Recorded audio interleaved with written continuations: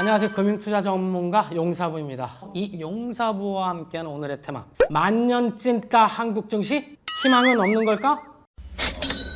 지금 그래프 두 개를 보고 계십니다. 좌측에 있는 것은 2023년 한국과 미국 주요 증시를 비교한 거죠. S&P 500 평균 이익 성장률은 6%에 불과했고요. 코스피, 이를 구성하는 기업들의 평균 이익 성장률이 22%. 당연히 이것만 봐서는 코스피가 상승률이 높았어야 정상이죠. 그런데 안 그랬어요. 주가 상승률을 보시면 S&P 500이 24% 올랐고요. 코스피는 19% 상승에 그쳤습니다. 올해는 어땠을까요? 마찬가지로 S&P 500 평균 기업 이익 상승률은 7%, 코스피는 13%. 그런데 주가는 반대로 S&P 500은 15%가 올랐는데 코스피는 5%밖에 오르지 않았죠. 무지하게 답답한 상황입니다. 이 그래프는 우리나라 코스피, 미국의 나스닥, 일본의 니케이 225 어떻게 주가가 변동되었는가를 상대적으로 비교해 놓은 것입니다. 출발 라인에서는 같이 출발했죠. 그런데 지금은 파란색 나스닥입니다. 가장 많이 올라 있고 그 다음으로 녹색 니케이 225, 꼴찌가 빨간색 코스피입니다. 이랬다라는 것은 뭐죠? 오를 때 오르지 못하고 내릴 때 더 내렸다라는 것입니다. 이런 찐따 한국 증시 왜 이랬을까요? 이유는 여러 개 될 수 있습니다. 남과 북이 대치된 컨트리 리스크, 배당도 적게 주고 자사주 소각도 안 하는 부족한 주주 환원, 그다음에 말도 안 되는 물적 분할 등으로 투명하지 않는 지배 구조. 이래서 특히 코스피 40%, 코스닥 57%에 달하는 네이트 트레이딩의 성행 등등이 한국 증시의 저조한 실적을 낸 이유로 보여집니다. 자, 우리나라 한국 증시 그러면 앞으로 희망이 없는 걸까요? 이 용사부 단언컨대 그렇지 않다고 생각됩니다. 그 첫 번째 이유를 들면 엔 매도 포지션이 급감했습니다. 7월 중순 1달러당 161엔대까지 치솟던 엔달러 환율은 8월 5일 달러당 141엔대까지 급격 하락, 우리나라 포함 글로벌 증시에 심각한 타격을 주었습니다. 그런데 이런 와중에 말입니다.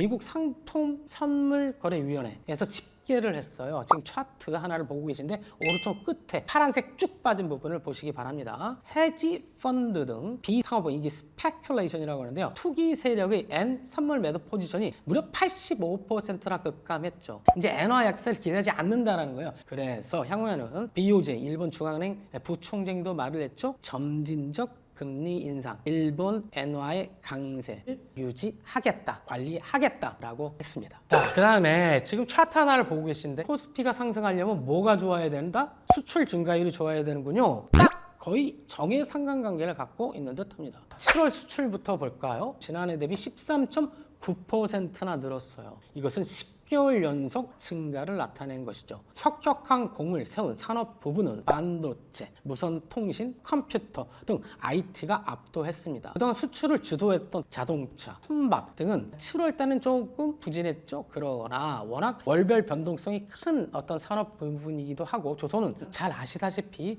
엄청난 수주 잔고를 쌓아놓고 있죠. 따라서 다시 견조한 증가세로 돌아설 가능성이 높습니다. 그래서 보시면 너무나 고무적인 것은 바이오 헬스, 작년 7월 대비 29%나 성장하고 있죠. 그리고 더 놀라운 것은 그동안 부진했던 철강과 석유화학인데 특히 석유화학 부분이 18.5% 증가했죠. 부진했던 산업 부분조차도 살아나고 있구나라고 느끼시기 바랍니다. OECD에서는 말입니다. G20 국가의 경기 선행지수를 발표하는데 지금 보고 계시는 차트는 G20 경기 선행지수와 우리나라 수출 증감 현황을 겹쳐서 보이게 한 차트가 되겠어요.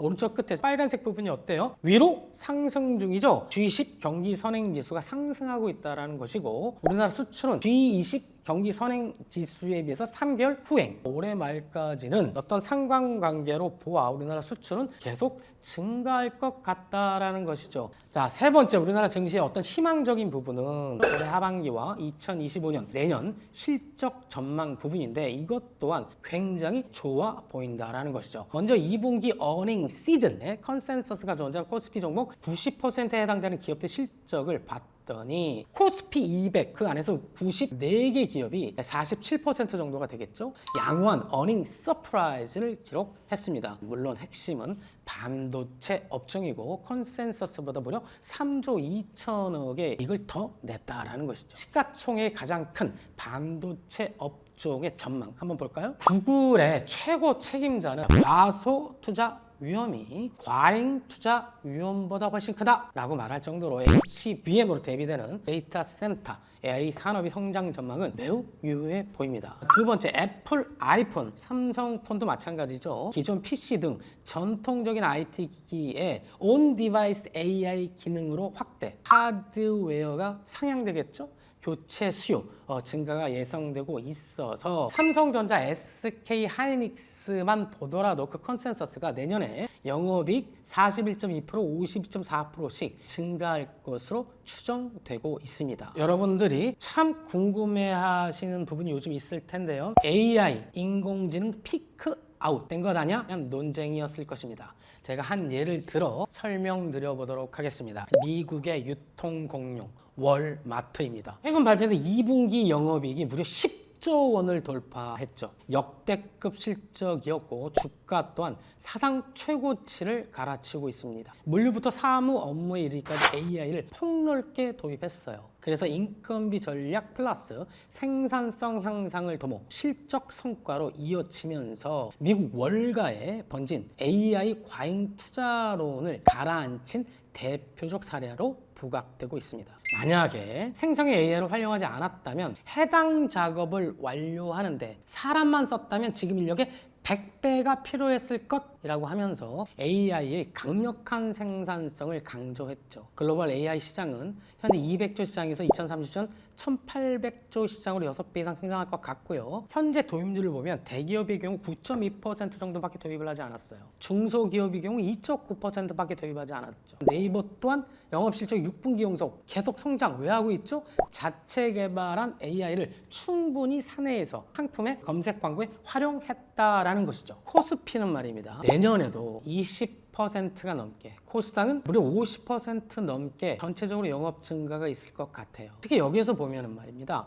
그동안 속을 썩였던 화학 부분은 무려 100% 정도의 올해 대비 이익 성장이 내년에 예상되고요. 철강은 적자에서 30% 넘는 이익 성장성이 예상된다라는 것이죠. 그 이외에 잘 나가고 있는 반도체, 조선, 화장품, 헬스케어죠. 이 부분은 올해뿐만 아니라 내년에도 큰 폭의 성장이 예상된다는 것입니다. 전체적으로 보면 2025년 내년 전망치를 보면 말입니다. 운송을 제외한 거의 전 업종이 고른 큰 폭의 영업이익 성장이 내년에 예상되고 있다는 것 여러분들 기억하고 계시기 바랍니다. 증시에 투자할 만한 이유로 폭락 후 회복 능력을 들 수 있습니다. 나스닥을 먼저 보면 7월 11일 고점 18,671포인트, 8월 5일 저점 15,708포인트, 고점 대비 15.9% 하락했어요.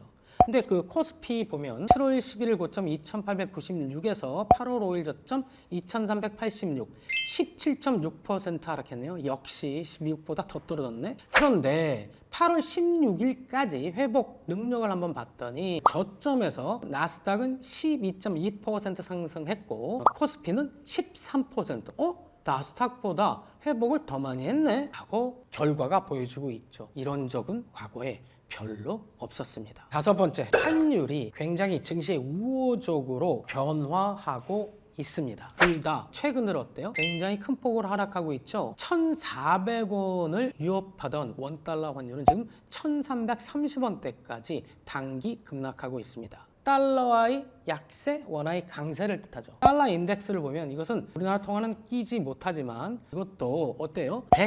102포인트 수준까지 떨어져 있죠. 달러가 우리나라 통화뿐만이 아니라 다른 통화 대비해서도 미국 달러가 약세가 돼가고 있다라는 것이죠. 자, 여기서 검은색은 원달러 환율이 되겠고 빨간색 우리나라 코스피 주가 지수입니다. 좌측서부터 보시죠. 원달러 환율이 하락하니까 증시는 상승하죠. 서로 반대 방향으로 움직인다라는 걸 보실 수 있습니다. 이렇게 환율의 하락은 원화 강세, 달러 약세를 의미하고요. 그 원인으로서 수출 호조, 외국인의 우리나라 국내 투자의 증가로 보시면 되겠습니다. 자, 이 이외에 희망적인 요소들이 참 많은데 ISA가 우리나라 증시의 장기 수요 기반을 만들어 줄 것 같습니다. 납입 한도를 1억에서 2억으로 늘려주고 비과세 한도는 200만 원에서 500만 원, 서민형 경우 4천만 원에서 1천만 원. 특히 국내 투자형을 신설해서 금융소득 종합 비과세 대상자들도 투자할 수 있게 되었고 그들은 비과세는 아니고 15.4% 분리과세라는 엄청난 혜택을 줄 계획입니다. 그리고 구체화돼가고 있는 기업 밸류업 프로그램을 들 수가 있습니다. 무려 75조 원가량을 국내 주식에 투자하고 있고 국내 자산운용사에 위탁 운용을 하고 있는 국민연금이 밸류업 프로그램에 동참할 것 같습니다. 올 9월 기업 밸류업과도 관련되어 있는데 세제 개편안이 국회에 제출됩니다. 주요 내용을 보면 상속세 최고세를 50%를 40%로 인하해주고 최대 주주 20% 할증평가를 폐지한다는 내용입니다. 또한 일본의 JPX 프라임 150 지수와 같이 우리나라 밸류업을 잘 따른 기업들로 구성된 밸류업 지수, 이름하여 KRX 코리아 밸류업 지수라고 하는데 그것이 발표될 예정입니다. 거기에 플러스 지금 내년 시행을 앞두고 있는 금투세가 유예 또는 폐지가 된다면 우리나라 증시에는 더할 나위 없는 호재로 작용할 것 같습니다. 우리 동학개미 여러분들 투자에 임하시면 어떨까 생각이 됩니다. 지금까지 따라하면 부자되는 따블TV 용사부였습니다. 따블